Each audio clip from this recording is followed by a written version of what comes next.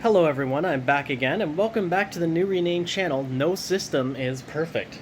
As we have found out, no system is ever perfect. I figured it was a perfect rename for this channel, and I'm rolling with it. Okay, so today, I'm going to do something very different. I'm going to be reviewing my TV here, the Q9fn.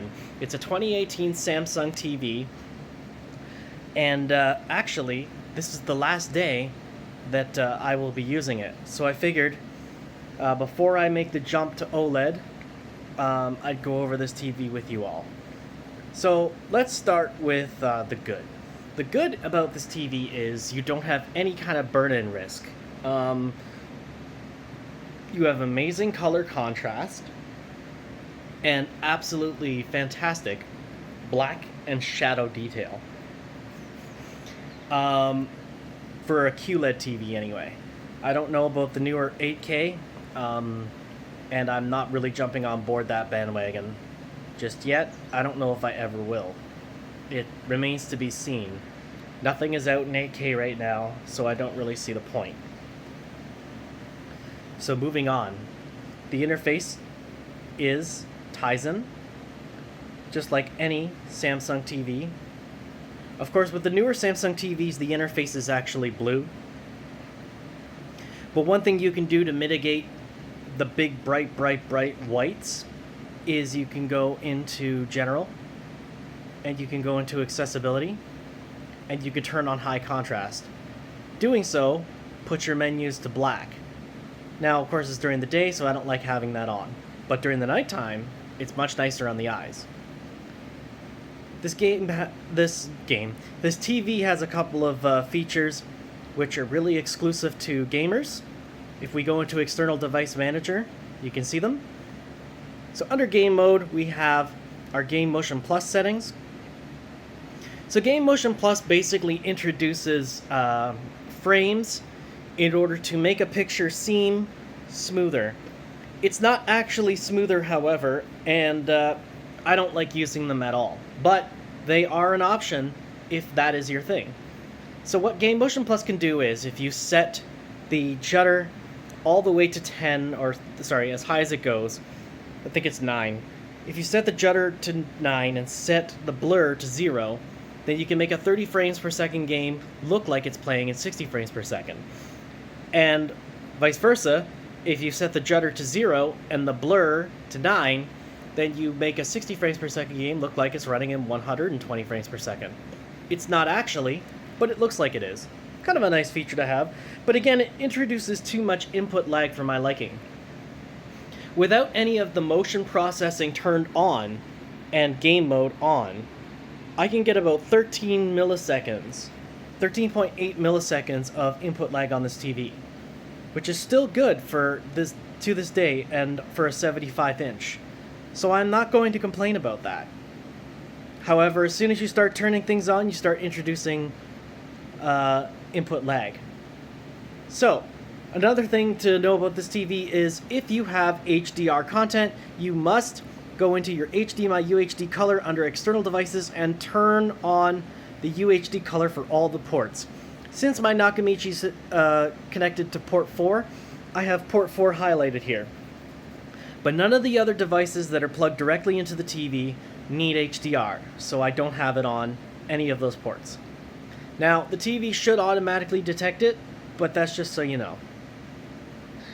Another thing in game mode is, of course, FreeSync. FreeSync is on this TV. You can activate it. There's Basic and Ultimate. I usually turn on Ultimate, at least when I'm playing on the Xbox One X, but, you know, you are, of course, locked to 60 frames per second on the 2018 Qleds. I'm not sure about the 2019 or 2020, so I'm not going to speak on those. My guess is, though, that only the one port on the 2019 Qled can actually do 120 frames per second FreeSync.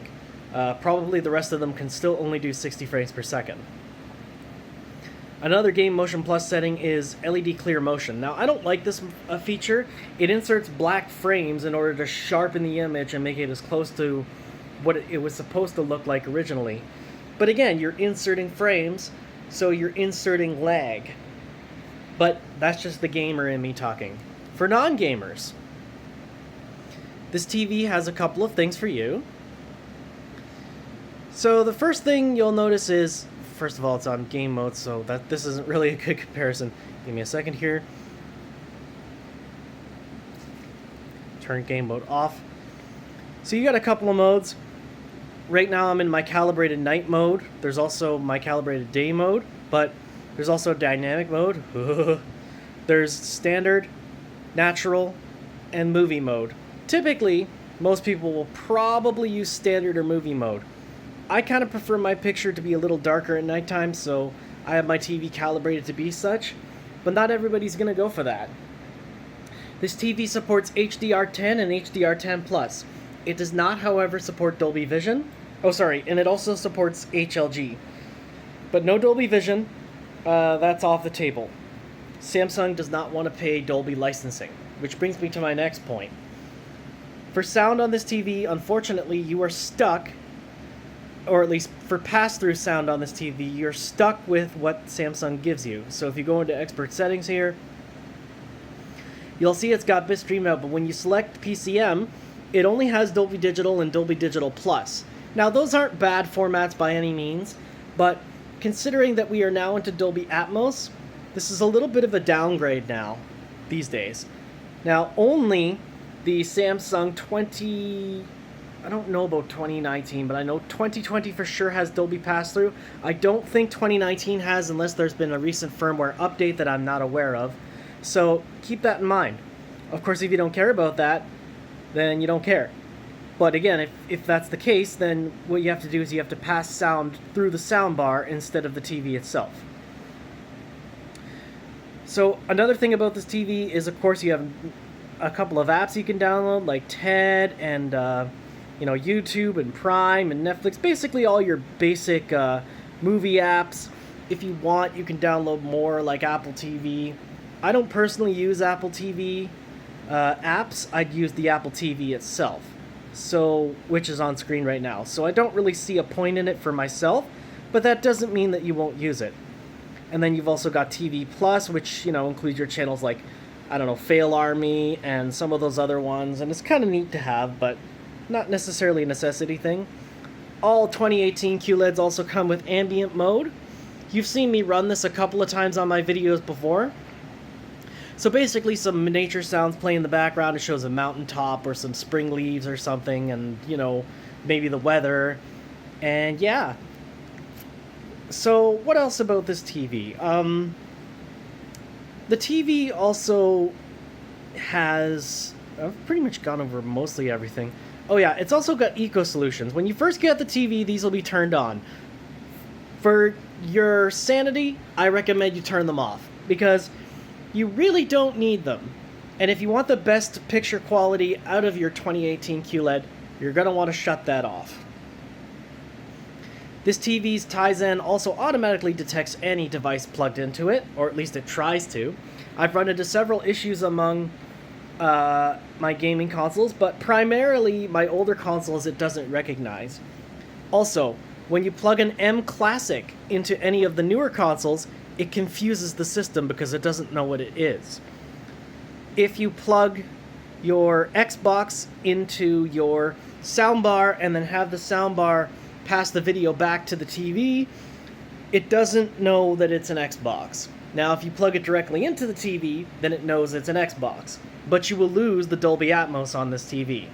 So, you got to kind of pick and choose what exactly you want to do. This TV has 4 HDMI ports on a One Connect box. I'm sure you've heard reviewers go over that already, so I'm not going to get too far into that. Just know that, if your One Connect box dies, you will lose every HDMI input on your TV. Now, that's basically the same if any of your HDMI ports on the back of your TV dies, if you've got that iteration as well. But just keep that in mind. One nice thing about this TV is, of course, the invisible cable from the One Connect box.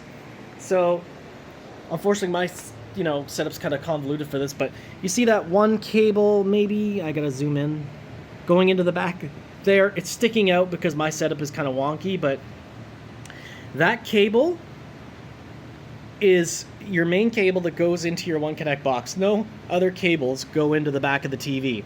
So that's kind of nice if you're wall mounting. If you're wall mounting though, and I'm not, but if you are, then you should use Samsung's no gap wall mount. It looks fantastic. I would have done it with this TV, but I don't think I'm going to be living in this apartment forever. And when I finally do move out of here, I don't want to be removing a mount and then patching up the wall and, you know, stuff like that. That's not something that I personally want to be doing. So one nice benefit about the Tizen interface recognizing things is this same thing goes for soundbars. So if you connect a soundbar via ARC, it'll recognize it, not immediately, but it will recognize it like as Nakamichi. So if you take a look at my TV here, it says Nakamichi input. So yeah, it'll also recognize it as a receiver. Now, here's the problem with ARC, okay folks? I don't know if you guys know this, but ARC gets confused very quickly if you start plugging in a bunch of stuff. So my setup is a lot more smoother than it used to be during my last couple of videos, but I've had to make some adjustments. So the Tizen software does not like HDMI switches, or at least it doesn't like more than one of them. I had approximately 3 switches plugged into my One Connect box, and it caused so much confusion. The problems I had with my Nakamichi actually all stemmed from the fact that I was running things over switches. As soon as I only had one switch plugged in, and, you know, had the Nakamichi plugged in and then a bunch of other things plugged into the actual TV, my problem was resolved.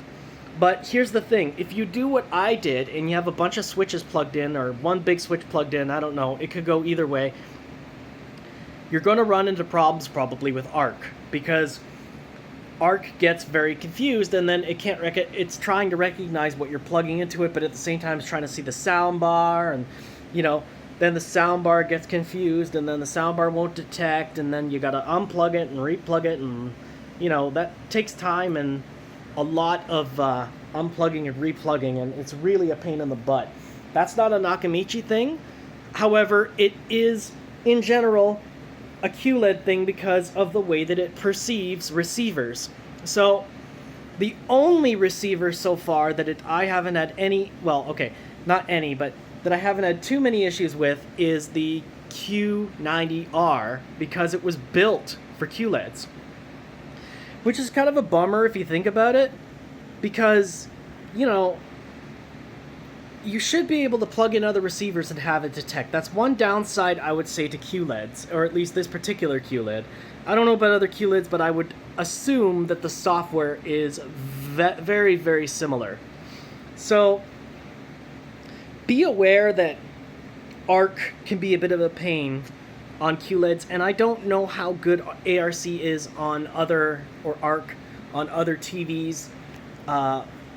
It might be more of the same, I don't know, but just be aware that if you start plugging in a bunch of stuff, you're going to confuse the TV, and the TV will then give you trouble, especially when it comes to sound, because you'll be trying to output sound via HDMI, but then at the same time, your TV can't detect the soundbar because it's trying to detect whatever else is plugged in, and yada yada yada.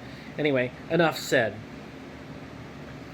This TV is, of course, a smart TV, so, you know, you got your apps and stuff, as you clearly saw earlier. You can also use the Smart Things app to, you know, use from your phone for a remote. I don't use this, but it is there, and, you know, it's worth mentioning.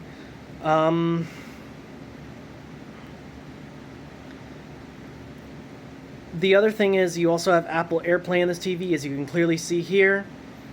I don't particularly use it, but again, it's something of note.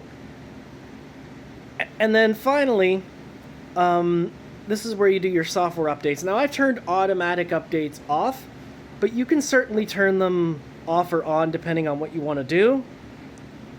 It's not that big of a deal. So this TV, how does it run? Well, for movies and TV shows, I loved this TV. It was nice and bright and vibrant and, clear. But here's the thing.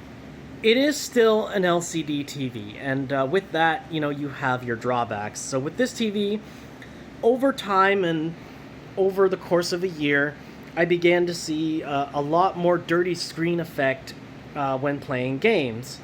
It's a screen uniformity issue. Now, mind you, it does happen a little bit more often with bigger screens, but it's still worth pointing out. The other thing about this TV is the the local dimming algorithm on this TV is so strong that sometimes when you're watching dark scenes with stars and stuff like that, it'll completely crush some of the detail. It's kind of an unfortunate side effect of local dimming. One that you probably wouldn't get on OLED. But again, I'm not Team OLED or Team Qled by any means. I just know what I've experienced personally, and, depending on how the next couple of months goes, maybe with my newer set, I'll be able to actually compare what these TV's main differences are. But I think, really, the main differences are simply just the technology used, and, who knows? Maybe I'll get burn-in, or maybe, not on this TV, of course, but maybe I will. Maybe I'll get burn-in on the other one, or maybe, I'll get dead pixels, or, maybe I'll get the dreaded banding that everyone's talking about. Who knows? With TVs, it's all panel lottery, really. And if it does, then, you guys in the comments can say, we told you so. Or, if you're more of an OLED person, then you can say, well, you should have been more careful. Whatever the case may be, each and every single TV, and any device for that matter, is not perfect. And, the QLED is definitely not perfect. But for a 4K TV, for HDR, and for black levels, this TV is a stunner.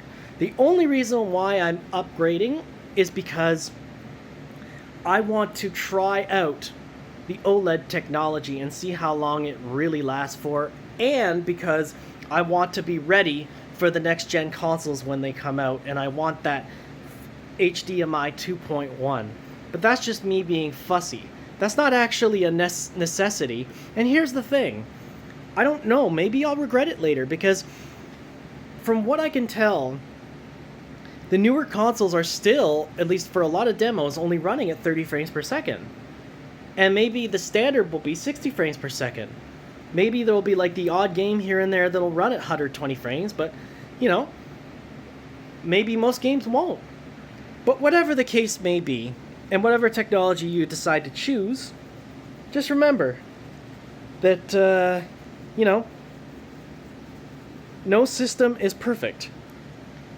And so, guys, with that, I hope you enjoyed my review of the Q9fn. And I look forward to later reviewing my OLED once I've had it for a little while. And, fiddled with the settings and tinkered and stuff. And, nothing is ever perfect. But, that being said, if you guys want to give this video a like, share with your friends, subscribe if you haven't already, hit the bell so you can let yourselves know when my next video will be up. And until then, I hope you find a system that works for you. Cheers, guys. Stay healthy. Stay safe.